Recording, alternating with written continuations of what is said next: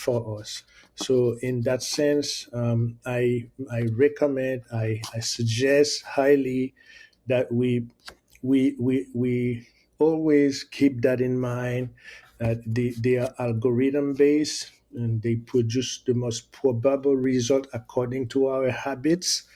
If you're looking for plane tickets, they will offer you. If you key in your information, they will offer you the less likely, the closest to what you're looking for. Same thing when you go to a bank, and you apply for a loan. You enter your information, and it will give you, the machine will give your banker a most likely profile of you, and based on the data that they enter. And but the banker has to do the rest of the work. The human, they have to throw in the human intelligence, the human reflection. Why knowledge matters.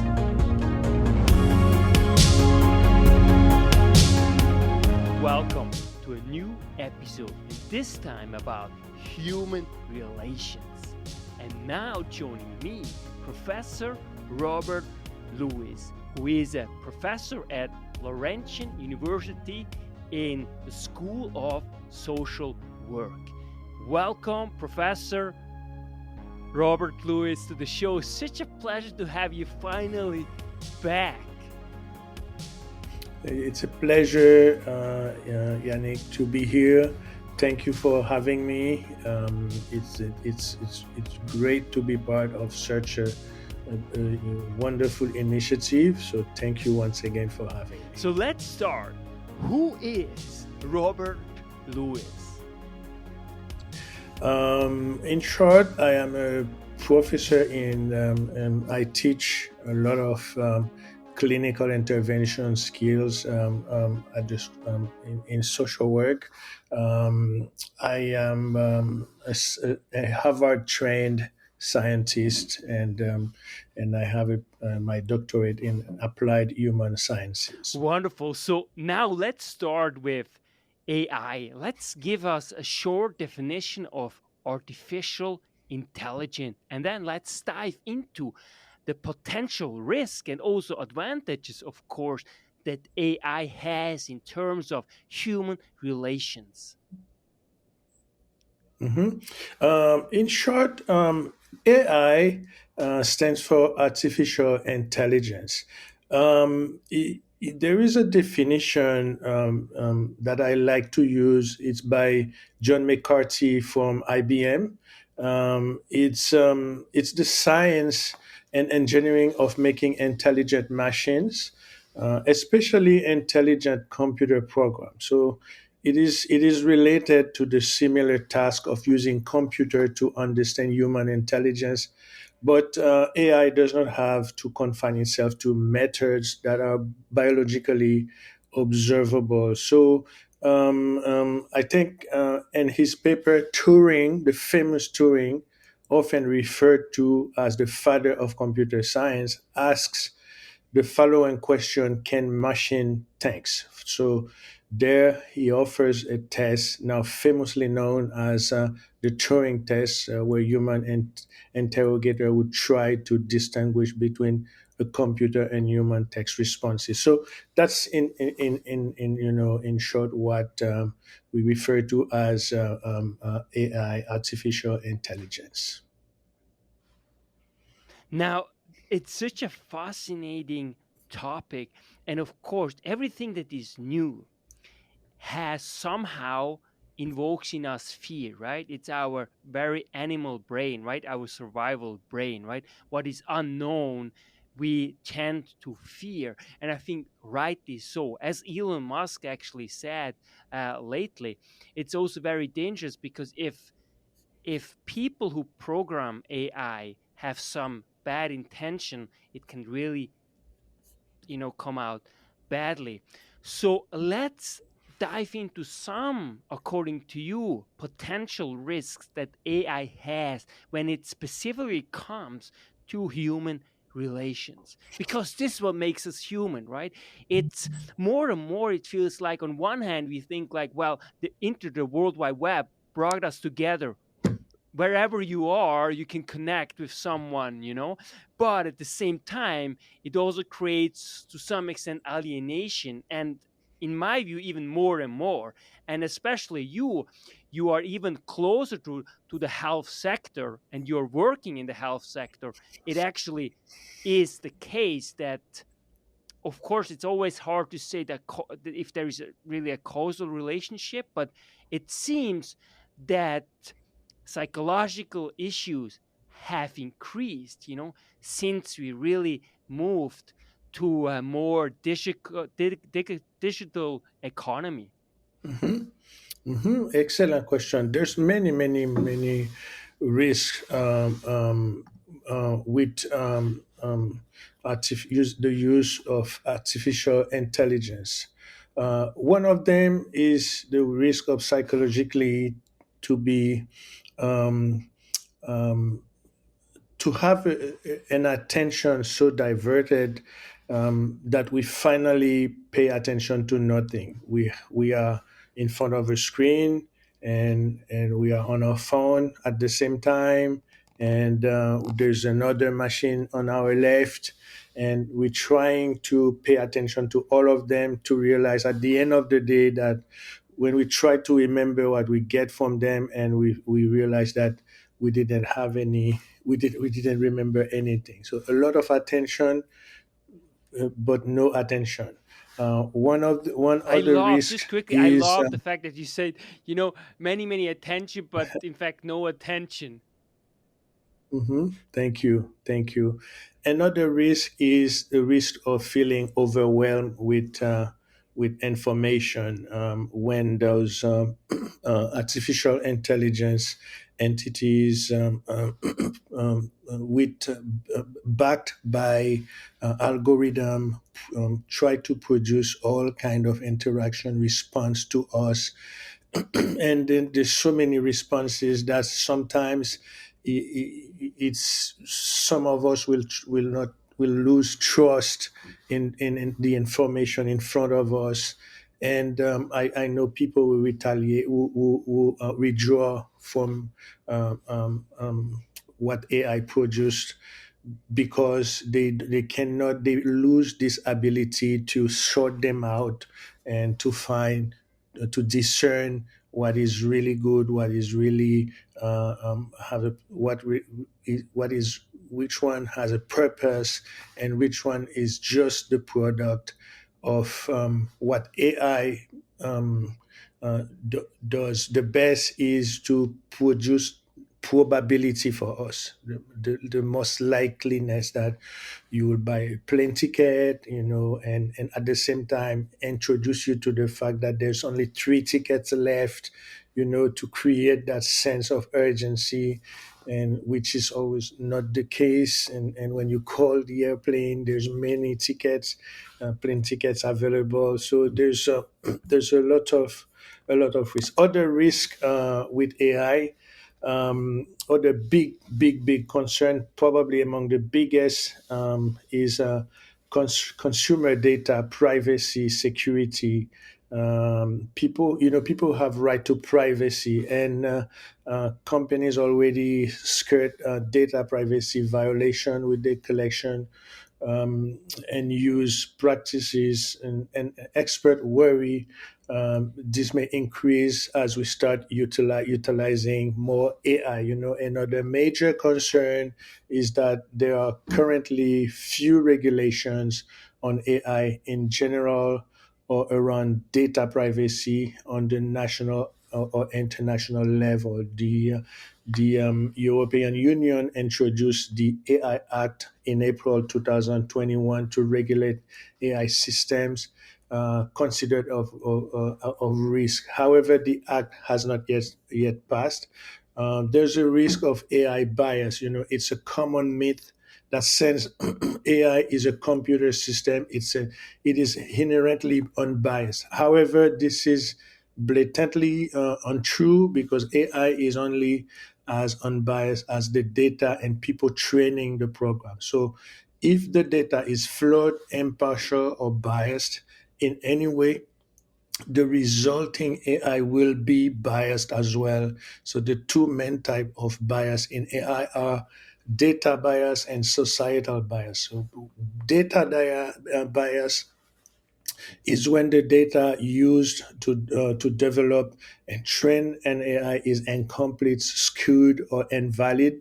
This can be because the data is incorrect, excludes certain groups, for instance, or was collected in bad faith. So on the other hand, societal bias is when the assumption and biases present in everyday society make their way into AI through blind spot and expectations that the program held when creating the AI. So there's myriads of risk, potentially human interactivity is a big one of them. That can be a risk. That can be an advantage in itself as well. Um, a lot of people, if you think statistically, there's not there's not, we are 8.1 billion on earth right now, and there's a lot of us, and some folks, they don't have friends, and AI can help. You can now stay home and interact with AI.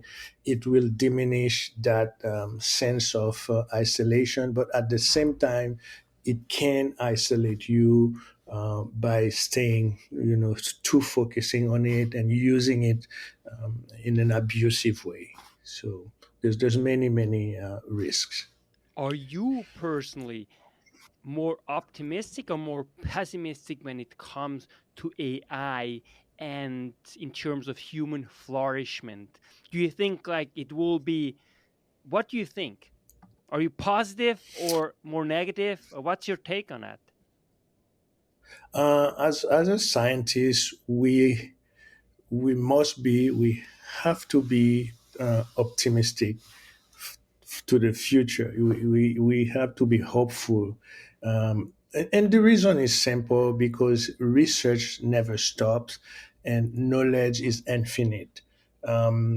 Our brain, our capacity to grasp knowledge, our gray matter, it's limited, but knowledge is infinite. So there's always this hope and this tenacity, this search, this longing for to make things better, and that will prevail. And AI will I'm hopeful. I have no doubt that AI will improve over time and will become a very useful tool that we can use, and especially medically, and we will be able to prevent a lot of disease. We will be able, AI will be able to predict environmental issues,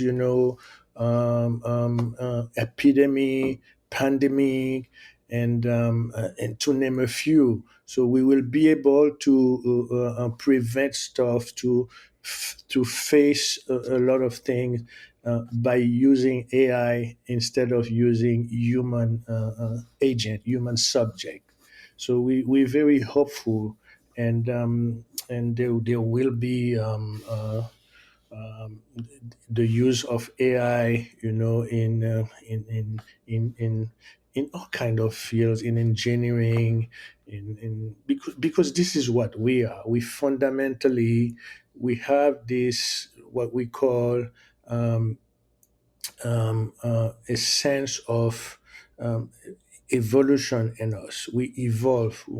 At some point we were walking, and then after that we use animals to move around, and then we invented the wheels. Now look at us in space, and this is who we are. And as a species, we have this fundamental capacity to evolve, and nothing will stop us from evolving. That is so good, and it's really good to hear that, because sometimes, especially if we follow too closely the news, then sometimes it can be very depressing. But you're absolutely right. Mhm. And it's also really, it never stops, right? Because the more we know, we all also, the more we figure out we don't know. So it is a constant surge of improvement. And really, if we open our eyes and look at really the bare facts, then we can't but be hopeful, for the future. And I think Exactly. to all the problems we face, even environmental problems, there are scientific problems which can be solved. That's why Mhm. it's so important that we further invest in science Mhm. and cultivate this further. So it's really nice and refreshing to hear that. Mhm. And And yet, and that's why show like that, initiative like yours, they will become more and more um, um, um, um, important as we advance as a human community, because knowledge is what will always prevail. you're absolutely right. But one thing also that Elon Musk said, and he is really unbelievable what he has done with reusable rockets. Now we have Hmm. with the whole transition to a really sustainable economy. Of course, it will still take time, Hmm.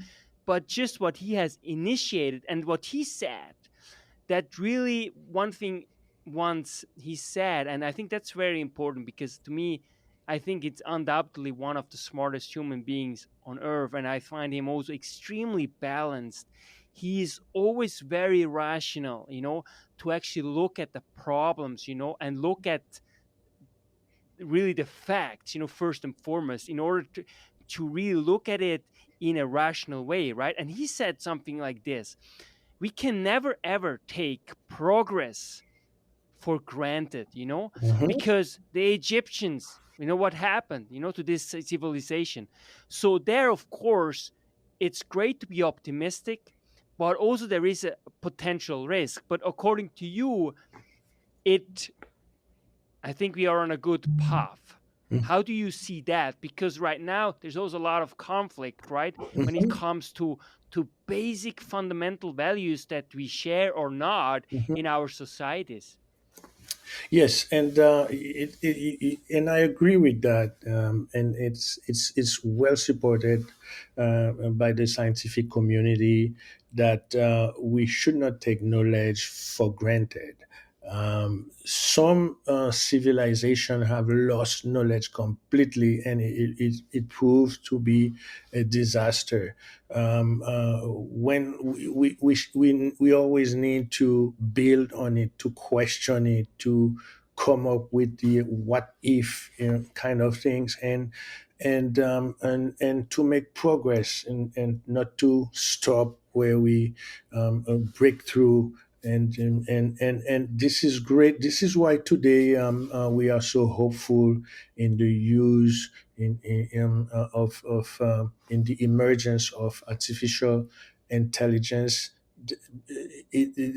Because when we look back, and how we were fragile as human beings before a scientist called Louis Pasteur discovered bacteria, and then to later on translate that into vaccines, and boost our immune system. We were dying from a simple fever and simple cold, and now we are working towards immortality, towards um, um, um,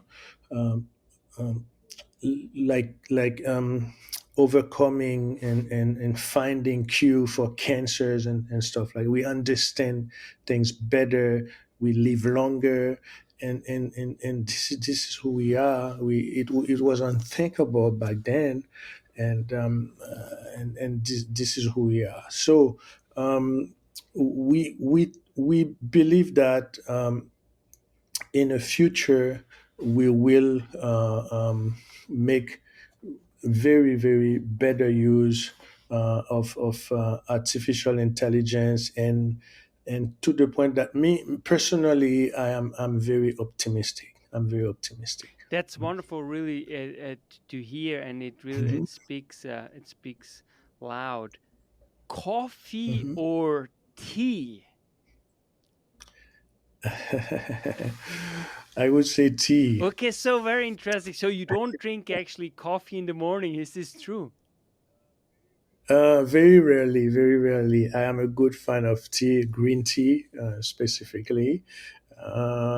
I see clearer. It's enhanced my clarity, and I take like two, 3 cups a day easily, and I feel more energized. And I must admit that I'm dependent on tea to some degree. That's wonderful. It also has caffeine, but much less. So have you always enjoyed tea over coffee? How comes? Because it's not self-evident. No, I used to prefer coffee at some point, and at some point I couldn't live without a good cappuccino. Cappuccino was my preferred drink, and I would have one after in the afternoon. Um, but as we advance in age, and we want to make sure that we sleep very well at night. So personally, for other people, it's not an issue, but personally, I find that it's easier for me to fall asleep now that I drink tea rather than coffee. But it's good to have a cup, a little cup, maybe one or twice every day. Um, yeah, That's yeah. fantastic because for me too, it's the age. So I was always coffee, and I started later also on tea, and now I drink both. But I too, when I was Right. especially when I was working for a company who produces coffee, I was drinking Mhm. literally also in the afternoon one, two cups as well, and it didn't really bother me. But when I got older, Right. in my 30s, I started having trouble falling asleep. And so I realized actually it's true. In order to get rid of the Mhm. caffeine, it takes about 12 hours to get really rid of your system. So what I do Exactly. now, I drink always a coffee in the morning, no later than Mhm. 9 a.m., and then it's totally fine. So it's Right. truly a joy. But I obviously also tea. Mhm. It's very healthy. Mhm. Are there also some health reasons, or is it more, of course, sleep? I mean, sleep is basically one of the number one, if not the most important variable when it comes to your health. But just besides that, did you also have some other health issues that my coffee entail that tea doesn't? Or No, not at all. I find that coffee is more powerful. Coffee will activate, your blood circulation in a very, it will cause your blood circulation to become really, really active, not to mention overactive. It depends on when you drink it. And as you approach the evening, when your sleep hormones should start to come up, so you have that sensations of calming down and ready for the body to rest, and it keeps it at that level, and which for me it's not. I prefer a good night of sleep because I believe I'm a firm believer um, that sleeping repairs every aspect of our body, from our genes to our brain, to our thinking, regulating our heart rate. And there's no better reparation procedure than sleep to repair the body. So I make sure that I allow my body to benefit from that reparation, rejuvenation process. And I can tell that because that's why you are such, I mean, meeting you in person is always such a blessing because you truly radiate happiness and joy. It's truly, really special. And of course, I think Thank this is you. also has to do with because you really take care of your health, of your sleep, Mm, obviously. So that's thank you. so vital. Do you have Thank you. some recommendation when it comes to improving human relations, through AI, such as applications, apps that people can use that you think really benefit people? Um, I, the recommendation should be will be the recommendation I have has more to do with the awareness of the use of AI, despite of the application that we use, despite of the platform that we own. It's important to um, be aware that AI is at a stage now of it's we should think of it as an experimental stage now where it needs a lot of improvement. And also, even though the word intelligence is used, AI doesn't have a brand. They don't think. They are algorithm activated, algorithm based, and they are probabilistic tools that give you the most probable things, that probable results according to your habits. But they don't have a mind on their own, and they don't produce thinking and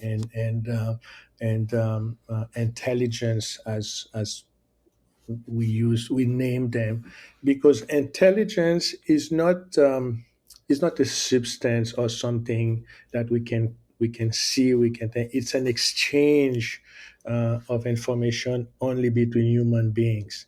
It's a circulation of information interaction that produce all kind of results, good results. There's bad intelligence as well that people can use to harm others, but there's good intelligence. But it's an interaction, an exchange of information with the capacity of unique to us human to reflect on it, to measure it, to proportion it, and to make it efficient, effective for us. So in that sense, I recommend, I suggest highly that we always keep that in mind, that they are algorithm based and they produce the most probable result according to our habits. If you're looking for plane tickets, they will offer you. If you key in your information, they will offer you the less likely, the closest to what you're looking for. Same thing when you go to a bank and you apply for a loan. You enter your information, and it will give you, the machine will give your banker a most likely profile of you, and based on the data that they enter. And but the banker has to do the rest of the work. The human, they have to throw in the human intelligence, the human reflection, the human analyze, the human critical thinking. Remember that. That's the advice I would give to everyone. Yeah, that's so important. On the other hand, also we could, when we look at, how exponential it actually is, and it always seems that, well, at some point, it actually will be intelligent, because it Mhm. it is exponential. What do you think about that? The fact that AI is exponential. It's learning Um, curve, right? It's incredible. right, right. Uh, it will continue to build on itself, at an accelerating rate. It's really really fast. If there was if there was a way to measure AI when we start this show and at the end of the show, you would see millions of data of been already gathered. It's like it's somehow comparable to gray matter in our brain. The gray matter itself, cannot be of any use, but when you put that in a human system, it's great. And a lot of us, when at the beginning of this show, if we had electrodes, we were the gray matter level was measured at the beginning and at the end. With all this information, they will see an increase, in terribly amount of increase in our gray matter. So this is it's exponential. It keeps growing. People think that at some point it will be unstoppable. It will create all kind of disaster. We will wake up one day and on the street there will be lots of AI, attacking humans. We still at this stage. It's still at the, let me clarify that at this age, this prospect is more fictional than rational. That is so true. On the other hand, too, when we look at, I mean, all the things that we do now, it's basically fiction. I mean, Mhm, whoever thought we will ever have reusable rockets? I mean, it's unbelievable. It's I to mhm, witness this in my age that I can witness this. It's somehow it's unreal, what we can see, mhm. but it's a really good point. I think we also have to always remember that everything, you know you know has a beginning, and it will evolve, obviously. And Exactly. people are or there are a lot of people who take this very seriously, including governments and really the leaders, such as Elon Musk, who is actually one of the ones who is really like, hey, we got to take this very seriously. So that makes, I Right. think, Mhm, there's a lot of hope that we can have, mhm. because there's so much reasonable people out there who guide us through Right. this process. You're absolutely right. Mhm. Right. What do you want to be remembered for while lying on your deathbed? Um, I would I I would love to be remembered as someone who successfully transmitted knowledge and who left, who prepared generations, and really. There's a scientist. I don't recall his name, but on his grave he insisted that he said, "Shame on you if you didn't leave anything, if you didn't leave humanity better than when you were born." So I would love that to be on my grave as well. I have no doubt that this will be the case, because there's already so many Right. living people who truly can tell that, including myself, who Hmm. have met you. Hmm. So you're truly an outstanding human being. I truly admire Thank you. everything you stand for and everything you do. What makes you feel alive? Uh, the conviction that I am contributing to something greater, bigger than me, much bigger than me, and then through my work, I am leaving informations, knowledge that generation and generation, 100 years from now, people will still use, and this is what keeps me alive. I am passionate about this, to improve human species condition. That is my passion that will keep me alive.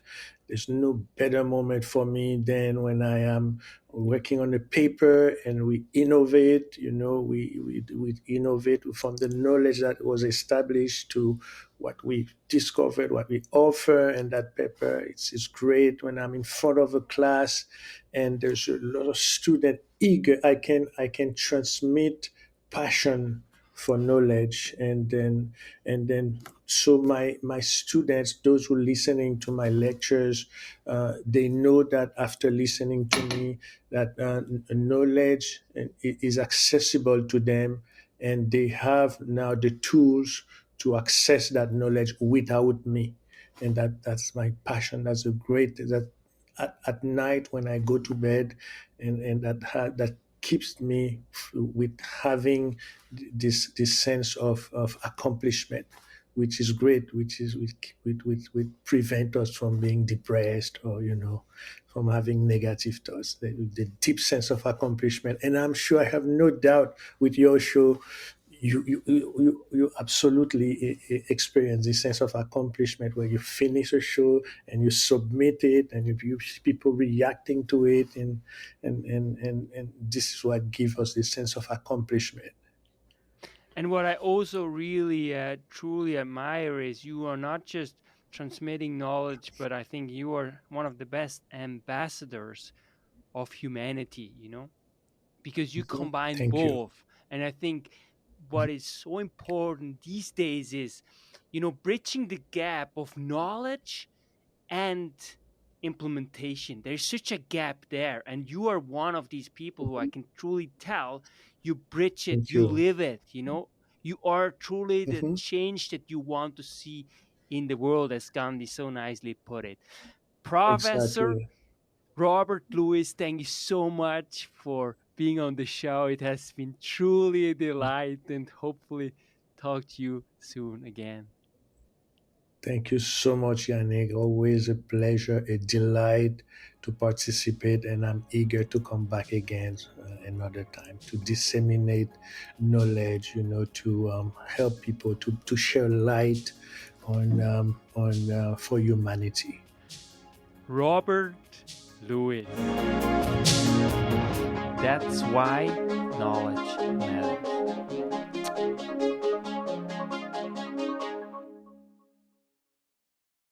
Make your life a masterpiece. Visit now programs.d-ykm.com.